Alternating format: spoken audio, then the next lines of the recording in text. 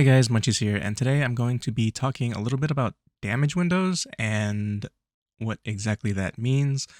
I've seen a lot of people kind of complaining that, they're not doing enough damage and it's kind of hard if you're like 1580 or such and such, but one thing that helps a lot is finding damage windows. So from here on out, all the bosses that they're going to release, like Akan and Voldyke and all of that, the bosses are going to be moving around a lot, and they're going to shoot out attacks that are going to make it very hard for you to just stand in one place. So the thing that you can use for this that helps a lot is knowing the boss's regular attack patterns and what they are going to indicate before the attack actually goes off. So let's get into it. I'm going to use Kayangel Gate 4 as an example. So the first one that I want to mention is the orbs that he shoots out that leaves the big circles on the ground. First, you can tell if the ball is going to leave a orb or a line on the ground as an AoE by the animation of the ball. I'll show the line one after this. So when he does the ball, he's going to have a safe spot near him. So you want to stay near the boss when this happens.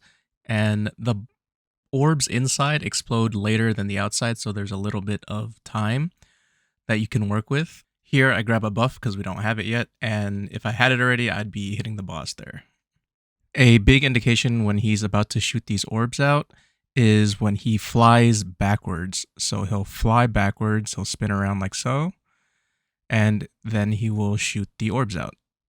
Now, if you're a ranged DPS class, there is time here. As you can see, I'm actually attacking him because I know there's time for the lines to come out and land and whatnot, so whatever you can squeeze in here, go for it. Now, when he shoots the orbs out like this, and they're going to leave lines, they're indicated by these streaks. So if the orbs leave streaks like this, that means that the AoE that they're going to drop are going to be the lines. The first variation is where he shoots them out in a 360 circle, and this one is the 360 circle, and I'll show the other variant after this.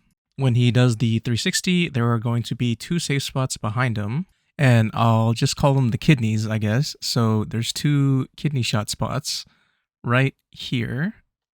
If you're playing a back attack class, and if you stand in these spots, just aim straight towards them right here, and you should be fine.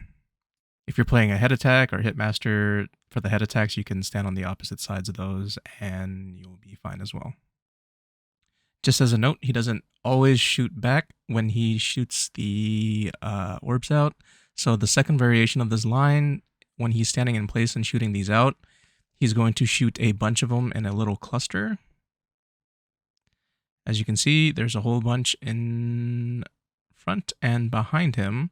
So these clusters, if you stand on the boss, on where these clusters have come out, there will be a safe spot. So usually it's in front and back of him. So there will be a safe spot directly behind them for this pattern. If you're an entropy player, these are the safe spots for this pattern, and you have time to attack them during this. If you're a hitmaster, you just don't get hit by the lines, and you can just wail on them, and it's perfectly okay. So this move where he targets one person, charges, and then starts chucking spears at them, you can fight them here, and as well as the counter. I'm not sure if they're linked together or not. If you know, let me know in the comments below, but these are two great windows to get some damage out on them. Now, the most common one is the Wi-Fi attack that he shoots out, and he will always charge forward first. So when you see him charge forward like this, he's going to charge back immediately afterwards. So position yourself back from where he's going to back up into. As you can see, he goes back, and then he's going to shoot the Wi-Fi out. So for the next attack, he is going to dash forward, and he'll either shoot out a line or he'll shoot out kind of like a circular shape, and that'll indicate whether it is a circle or a line pattern. But generally speaking, the two safe spots for these are going to be at his like kidneys like before, and you just have to stand a little bit further away from him. But for both of the patterns, this spot is generally pretty safe. For this pattern where he starts doing this laceration skill, I don't really know what it's called, but if he's targeting you, be careful, but you can actually greed here until he drops the AoE on you, and if you're tanky enough, you can probably tank most of it, but if you're squishy and he's targeting you, you might want to get ready to spacebar out of the final attack, because it might hurt.